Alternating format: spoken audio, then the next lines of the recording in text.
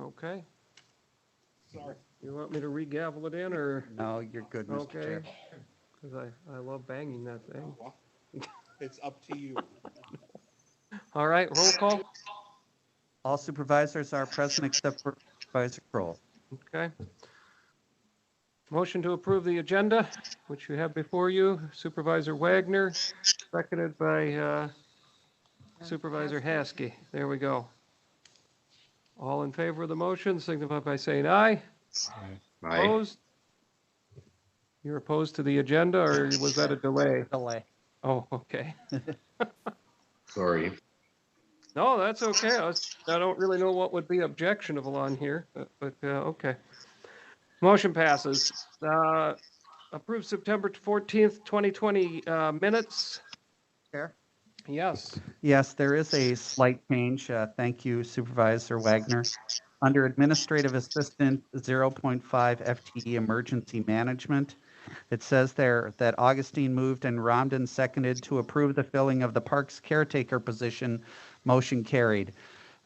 We do not have a Parks caretaker position in emergency management. That is for the administrative assistant position. So I ask that change also be part of. Okay.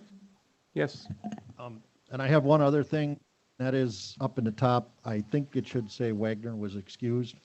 I mean, I did contact Yes. the Yes, you chair did. as What well as does the it say? administrator.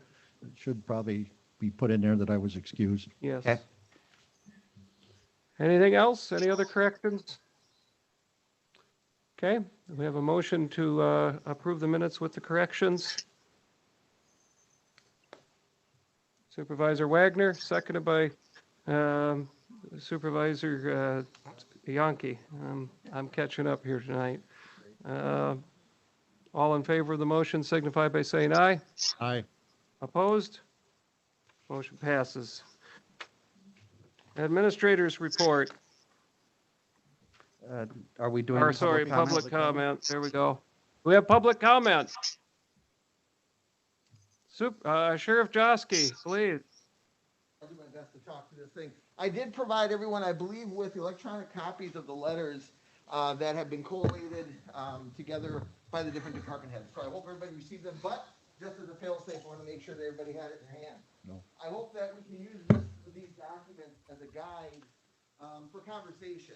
You know, I'm hoping that this dialogue is just at its beginning as we start to look at some of the concerns that county board regards to the sustainability of this pay plan. But again, we want to make sure that it's given its due diligence. Do you want me to stand here or where do you want me? Go ahead and talk in the microphone at the podium. Supervisor Kroll is here now. Thank you. All right, pulling this down. So I've been very fortunate to have served this county for 14 years as sheriff. I've been in public service for going on 30 now. I lose count. And there's been a few things that I've been really encouraged by over the years, the dialogue, the conversations that we've had. And one of them has been the development of this pay plan. Some of you who are around may remember that when it was first implemented, or at least proposed, we as elected officials had concerns over its sustainability, its equity. And so we voiced our concern, and as a result of that, with all due respect, they then pulled it back and gave it another look through and said, yeah, we need to maybe look at the sustainability, and created then a more moderate version of that pay plan. That upon its implementation, we all agreed, you know, it's not the perfect pay plan. You'll never have the perfect pay plan. You know, some may have said it wasn't enough, some may have said it was too much, but we felt at the time it was equitable. The entire board felt it was equitable. It was acted upon, and it was validated. And so the deal with the pay plan is not necessarily the rate at which people are compensated. That's important. But in reading these letters, the thing that really rung out to me as I went through and read each one of these letters that our department head put so much time into is their concern over longevity, their concern over the continuity of our employees. These are quality individuals, quality men and women who work for the county, understanding they're not going to get rich doing it. I grew up in a private sector. I grew up on a farm with private businesses, and we understood there were ebbs and there were flows. There were awesome years where we made out well. There were years where things sucked, right? And that's the ball that we rolled, right? That's the gamble we made in that world. In the public sector, we kind of roll a different dice. We've cast our lot in a different role where we said, you know, we know we're not going to get rich. We know we're not going to have boom years or end of year bonuses. We're going to have consistency. We're going to have something that we can bank on 5 years, 10 years down the road. And that's what I think is an element we need to consider in this pay plan, that once it is created, we stand by it. We can't allow for the winds of change or for any sort of institutional environment to all of a sudden sweep it aside and throw out all that consistency and guarantees and assurances. So I would just ask that again, if it's something that you're concerned about short-term ramifications, short-term environment, then great, we can make some adjustments. It's like steering a ship. I mean, when you see a barrier coming your way, you make a slight adjustment to the port side or to the starboard, right? You don't just launch it on the beach. So if you want to make adjustments, make some slight adjustments. We're all in for that. But what we saw the other night, unfortunately, was literally taking the ship and just putting it right up on the beach. And I think that we better than that. And I would ask again for your consideration and review of where we go now in this pay plan. But please consider the employees and their sense of assurance as they move forward in their planning of their career. So thank you. Thank you. Anybody else wish to speak? Any other public comment? Anybody else? Okay. And we will move on to review of 2021 county pay plan. I originally said at the full board that I was not Do you want to going. do the personnel report, Mr. Chair? Oh, sorry. That's okay. I'm off on Hurry to this get out agenda. there. I'm not moving very well here tonight. Been a busy week. Go No ahead. worries, Mr. Chair. You have the personnel report in your packet of materials. Kelly Davis, now Kelly Kovneski is taking over as the CCS coordinator director. I forget the exact termination. So she is therefore now a county employee. She started on the 28th. She has been a contract employee for a number of years. So she is no stranger to the county. Kim Sellner started on October 13th as the administrative assistant in the emergency management department following the resignation of Chase Pagel. As you see, Mark Risto has resigned as the radio operator jailer, as has Kenneth Hauer resigned as the lead jail cook. The request to fill those positions is on the agenda, on this agenda for your action. We are doing an internal posting for the chief deputy position. We have done advertising and have applications in for the radio operator jailer eligibility list. The sheriff and I will be reviewing those this week, and the social work, child and family is still paused until further notice.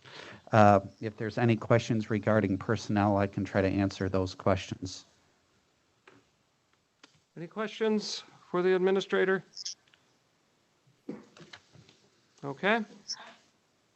Now we'll move on to number 7, review of 2021 county pay plan. I originally said at the full board meeting that I was not going to bring this back, largely because I didn't really see that there was a lot of impetus from the full board to undo or overturn the action by this committee. However, in light of I've received a great deal of correspondence even beyond this. A lot of people have a lot of questions, and some of it of varying degrees of helpfulness. Some of the letters of communication I have received, I think, certainly make some valid points, and I think we should give them consideration. Some, I think maybe people should think a little more before they hit the send button. That's okay. There are a couple of points I would make. One point I'm going to make before I open this up is, in some cases I've seen people who were attacking the board for wanting to reopen during the shutdown, and now at the same time are unhappy that the board is not giving adequate pay increases to county employees. I find that strange, and the two are not disconnected. I also would point out that of all of the things that I've received, and it's possible maybe I haven't read them thoroughly enough, there doesn't seem to be a lot of attention to the fact that Kewaunee County did not lay off, did not furlough a single worker during the shutdown. I think that's pretty remarkable. I did make the comment at the last meeting. I did state that I thought that to go with the 1.6% cost of living adjustment across the board would have been a more equitable approach, and then review the entire plan. The plan is subject to review by any county board that chooses to do so at any point. I do think that would have been more equitable. I do see the action we took, I do think is very uneven, and I think it has some unintended consequences for sure. So with that, I'm going to open it up if any member of the board wishes to make a motion to undo what we have done. We'll entertain that and we'll discuss.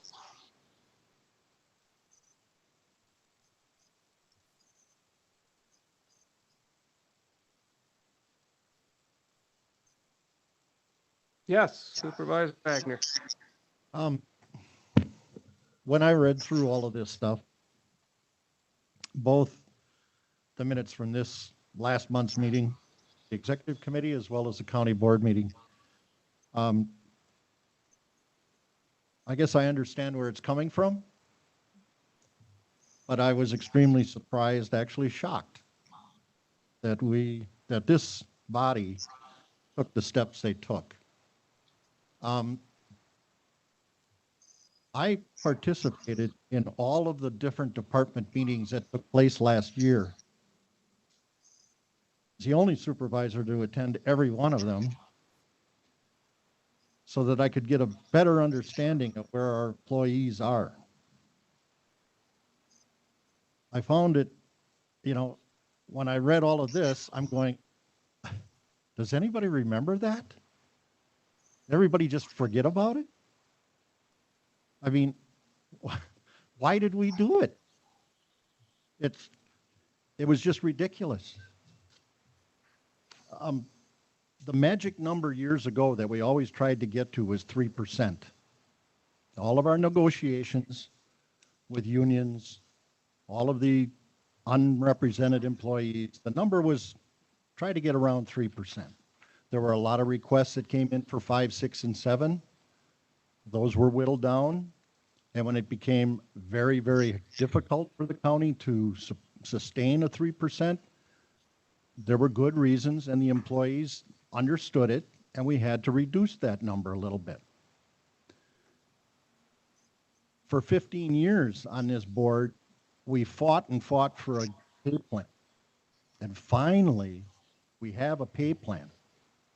Everybody understands no pay plan is perfect. There's always tweaks that you're going to have to make. But I heard remarks last year, we have to do this every year, or we're going to have to go through this all every year? Apparently, yes. I mean, this is ridiculous. We should not have to do this.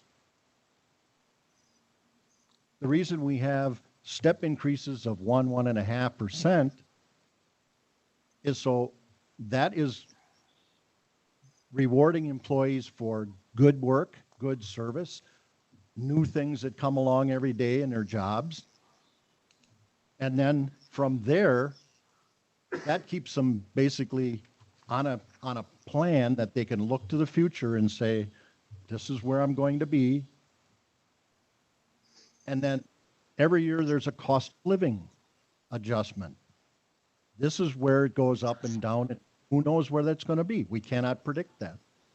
So I thought last year, after adjustments were made, were very good, and we make cost of living adjustments to get them all around the 3% number. And I don't know why some supervisors feel we shouldn't do that. Okay, any other discussion? Or, I mean, we don't have a motion, but if somebody would like to make a motion, it would. So I was at that meeting, and when we discussed it, it wasn't about, I guess that pay plan was a little confusing to some of us, but our big discussion was of what we are going through as a county. It was not to take away all the raises. We're willing to do something. And maybe we went about it the wrong way, but we were also thinking of the people in our county at the time because there are businesses that were shutting down. There were people that were unemployed. So we were like, at this time, not saying it's going to happen every single year, but could we balance out the raises instead of doing the full raise with the payment plan and the cost of living? Where could we do it? Did we maybe go about it the wrong way and just did the pay plan the wrong way? Maybe we did, and we should have went across the board with the cost of living, but it wasn't something that we were going to do for the next 10 years. We were just looking at the people in our county, the taxpayers, who are also underneath a lot of stress, who do not have jobs, who businesses that are shutting down. So we were thinking of them also, because I guess some of these people every day would love to have a raise or love to have their business open. They can't. So it wasn't that we were targeting any employee here at all. And I feel like kind of right now that we are being targeted, something that we thought we were trying to be generous and help out our county and help out our employees at the same time. Okay. Anyone else? Is there a motion, or is there anybody who wishes to make a motion? If there isn't a motion, then it's going to be the way it is. Again, so, I make a yeah, um, well, okay, you go ahead, then I'll allow a motion. Thank you, Mr. Chair. Again, I apologize for the amount of information that was sent out to everyone, but this is an important issue. And I believe the info in your packets helps to provide the background on as how the pay plan was created, its methodology, and its impact on the county budget. So when I had put in or brought forth to the committee the 1.65 cost of living increase, as well as pay plan, this was similar, and I guess this is the part that uh, I'll try to take some of the blame for, is that being a new board, there are a number of you that probably were not aware of what happened last year, and that we had changed the steps and had reduced them from a 3% to a 1.5%, and from a 2% to a 1%, and put a cap on the total amount that could be increased to 3.75. The biggest thing that what we tried to do, and what I always try to do, is create a fiscally prudent budget that addresses pay issues, but also addresses the needs of the county. And I guess that's where I implore the committee that if you have questions or if you think things are an issue, please ask me, because I can help to provide some context. Perfect example has to do with the fiscal health of the county. The unemployment rate for Kewaunee County for the month of August, according to the state DWD, is 3.8%. 3.8% is the same rate as what it was in February of this year pre-COVID. So in that respect, I am not going to say, nor would I ever say, that there aren't people that are feeling the financial impacts of possibly losing their job or losing hours or closing their business. I am not saying that. All I'm trying to do is to provide some context. In that same respect, from the budget standpoint, what we try to do is we try to provide as many impartial decision points when we come forward. So with the cost of living, we do that through, again, the Wisconsin Employment Relations Council. So the 1.65 is something that is used throughout the state. As for the step increases, what we do is we compare to what other counties do. There are a number of counties that will do step increases that are 2%, sometimes even more. Last but not least has to do with the thought that there's kind of this double increase. And part of that reason is because, again, what most counties or local governments do is once the pay plan has been agreed upon, then that pay plan is not revisited regarding step increase or otherwise, unless they are going to do a full reanalysis of the plan, and instead the board then approves whatever is the cost of living. That is true whether it's a union contract, that is true whether it's a school district contract, and that is very common in most other local government contracts. So I guess if there's other questions regarding the fiscal ability for us to cover this, we are able to cover it. If there's questions as to what impact this may have otherwise, please feel free to ask me. I can give the history of how the plan was created, but I think that was given to you in the materials. But whatever questions or concerns or criticisms anyone has, I am more than willing to try to address them, so that way you as members can make the best informed decision that you see fit. Thank you, Mr. Chair. Thank you. Anyone? Is there any desire to make a motion by anyone? I would, yes. Mr. Chairman. Yes, I would like to move that we adopt in the administrator's report option number 2, which results in a step increase of 1 and 1.5% for the employees within the step plan, and a cost of living increase of 1.65. Employees at the top of the wage scale who do not have a step to go to would get the 1.65%. Is there a second? Supervisor Masteler? Discussion?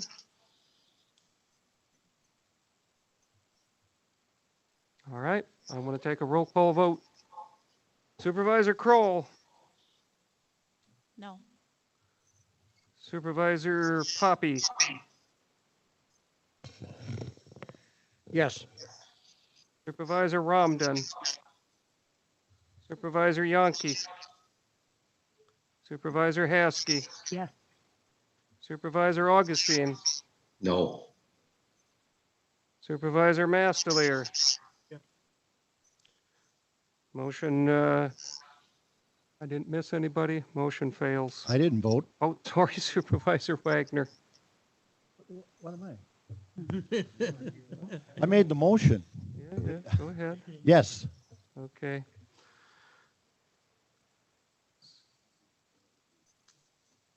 Olson, no. Motion fails.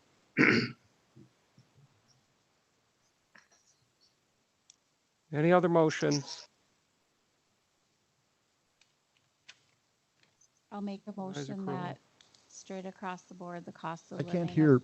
I'm sorry, I have it on, but Maybe you have to talk up a little bit louder. I make a motion that we do the cost of living at 1.6. 1.65, right? And then to reevaluate the payment plan and discuss it at next meeting. All right. Do I have a second? I'll second that. Okay. Supervisor Yonke, second. Discussion. Supervisor Wagner. So that's a 1.65 across the board? Correct. That was the motion. Other discussion, Supervisor Ramden. Does that mean that the steps would be eliminated for 2021? For this budget this year, that is correct, yes. That is the motion, correct? That is the motion as I understood it. Evaluate those steps. We're not taking them away just for this year. So we're freezing is what you're saying. Yep. Other discussion? Did you say we're going to revisit the pay plan next month? Well, if, Well, whenever the. for if next they- year- for yeah, the or following For year. the following year, Okay, yes. thank you.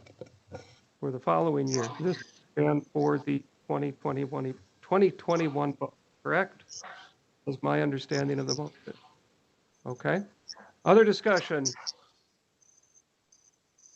Yes, Just a Supervisor question, how many Wagner. employees still will lose over this? I'm sorry, what's the question, Supervisor Wagner? How many employees do we figure lose over this? I can never predict as to recruitment or retention of employees. All I can give you is fiscal impact. Any other questions? I Any guess oth- yes. just to follow up on that, the fiscal impact would be less than, If you're asking the question of fiscal impact, if we were doing the administrator's proposal, that was a cost of $137,695. If we were to freeze all steps and have a 1.65 COLA, the cost would be $90,153.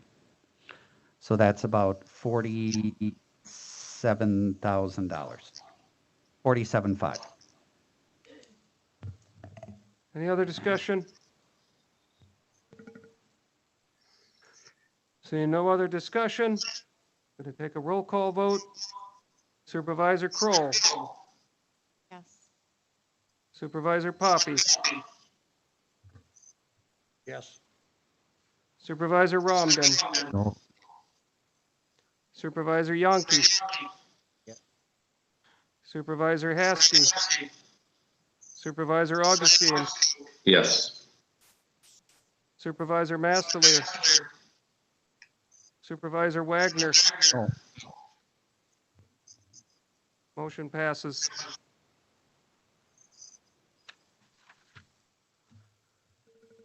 Approve filling of position vacancies. Thank you, Mr. Chair. We have two positions that are currently open, the radio operator jailer and the jail cook, both from resignations. Per personnel policy, we cannot recruit until we have those positions approved to be filled by the board. So if we can have that, then I can start the recruitment process for those positions. Would you like a separate motion on each or do them both together? Whatever the pleasure is of the committee. I'm looking for a motion. I make a motion to authorize the administrator to proceed with filling those vacancies. Both vacancies. Yes. Thank you. Motion by Romden, second by Kroll. Discussion? Supervisor Wagner. I don't know, is the sheriff still here? Yes, he's right there. What sort of turnover rate have we had in these positions over the past couple of years?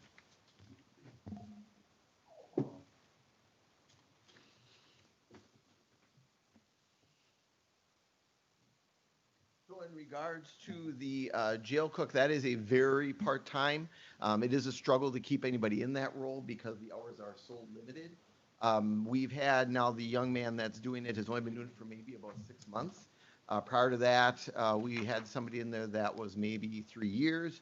So it ebbs and flows because it isn't consistent what anybody would be able to sustain. So what we hope to get is somebody that maybe is trying to combobulate 3 or 4 part-time jobs, to get themselves through, and this is just one of them. So it is a tricky thing, that part-time cook environment. The jail dispatch, we continue to struggle primarily in the communications. That's a rare, skill to do that multitasking of the jail and the dispatch, and not so much the jail, because that's a little bit more controllable. You can set the pace as how people are coming in and how you handle the inmates. But that dispatch, that is a unique skill set. And when we do lose people, probably 95% of the time, they just say, it's more than I can handle.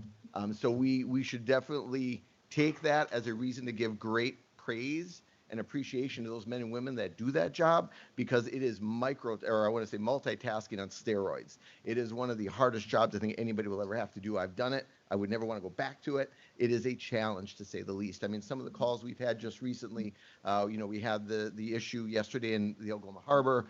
We've had EM1s through the roof. We've had, multi-agency fire calls.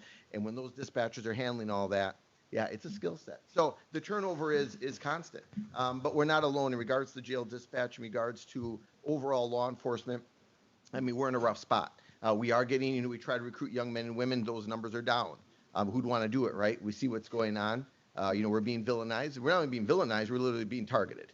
I mean, that's the matter of the facts. So it is what we signed on for it. We bought onto it. I don't know any day that if I'm mowing my lawn or cutting my grass, we are now targets. So, to try to recruit a young man and woman to come in to say, hey, I want to buy in on that. it's a delicate situation. So it is what it is. And I can tell you that in this, what Administrator Feld spoke of with the current applications, they closed out earlier this week. And what we lack in quantity, we again make up for quality. Some amazing young men and women that are applying to come work at the Kewaunee County Sheriff's Department. So again, it's now on us to create for them the best possible environment for them to be able to work for this community. Because as we've seen, it's a conversation earlier, and I hate to bring it up again, but it was said at the county board meeting, it doesn't impact my deputies, but it does, because a couple years ago, half my staff was again, stripped of protective status, so they are in play here. So everything that's done, yes, it does impact these jailer dispatchers working what they're doing. So I'll do my best to put a bright package on this whole deal and try to motivate them and keep morale up. But yeah, turnover is an issue, but it's not just for that reason; it's for a multitude of reasons. Sorry, long answer. Sheriff, is this position, this is one that is we're grandfathered into this, is that correct? For the jailer Because- dispatcher? Yeah. Correct. So until Because of we our make, and we've had this situation. discussion myself, Administrator Feld, at some point when the county has sort of crossed a threshold of commitment where we know we are going to head down the path of a new facility, where we are going to start separating out this hybrid, or what do you want to say, situation, then we will recreate the job descriptions, recreate the job posting, and start then to hire for individual jailers and dispatchers. But as of right now, until we know we're at that point, I can't separate those out, because in our current environment, it would create a lot of dysfunction. So until we've reached that threshold where we know there's no turning back and we're heading down that path, I'm looking forward to that day. And when that comes, we can then separate those out and really start to look for people with a different skill set. I mean, to try to find somebody that wants to both be a correctional officer and a dispatcher, that's an odd combination. So I'm looking forward to separating those to say we are now going to be recruiting that skill set and that skill set. And I think we're actually be more successful in the future. But until then, we're still surviving in this environment. Thank you. Any other questions for the sheriff on this? All right. Any other discussion? You have the motion before you? All right. We'll take a voice vote. All in favor of this one, signify by saying aye. Aye. All opposed, same sign. Motion passes. So that's all the agenda we have as far as chairman's report. I don't have any report other than thanks for all of your perseverance in all of this. I know that not everyone is going to be happy with the actions of the board here tonight.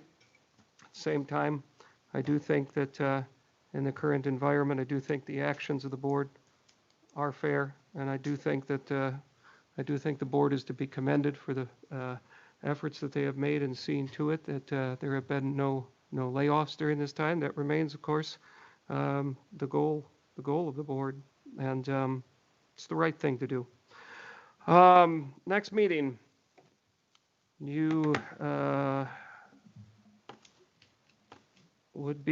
what would be the regular meeting date, Scott? We would be looking at, First no, Monday. be the, Because he always knows the date.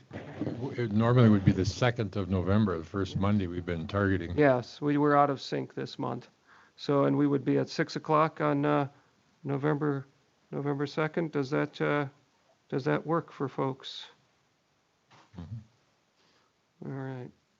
So personnel. 6 o'clock, November 2nd, and that will be here.